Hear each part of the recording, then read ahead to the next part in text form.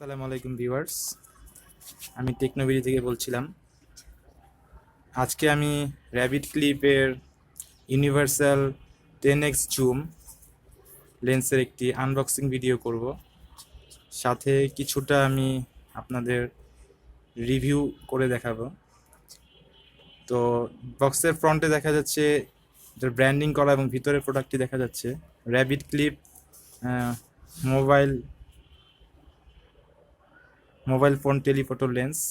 ঠিক তার বক্সের বাম পাশে দুটি ছবি দেখা যাচ্ছে। তো একটি হচ্ছে উপরের ছবিটি হচ্ছে এই লেন্স ছাড়া তোলা ছবি, আর নিচের ছবিটি হচ্ছে লেন্স সহ। Minimum focus distance 3 metre, field view 246 metre, angle of view 16 degree এবং এটির সাইজ হচ্ছে 30x70 মিলিমিটার। বক্সটির পিছনে দুটি পিকচার দেখা যাচ্ছে, একটা হচ্ছে উইদাউট লেন্স বাম পাশেরটি এবং ডান পাশেরটি উইথ লেন্স। এটার কাজ হচ্ছে দূরের ছবিকে 8x থেকে 10x পর্যন্ত জুম করে সামনে এনে ছবি তোলা। তো এর সাহায্যে অনেকটা আপনি ডিএসএলআর স্বাদ নিতে পারবেন, কিন্তু ছবি ততটা স্পষ্ট হবে না একদম ডিএসএলআরের মতো। এটা সকলেই বুঝতে পারছে।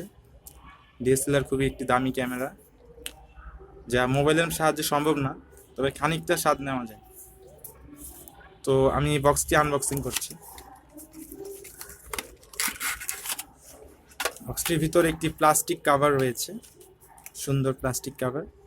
উপরে কাভারটি খোলার পর আমি দেখতে পাচ্ছি যে আমাদের মেন লেন্সটি আছে এবং এটি মেটাল বডি, খুবই ভারী, খুবই উন্নত মানের, কোয়ালিটি খুব ভালো।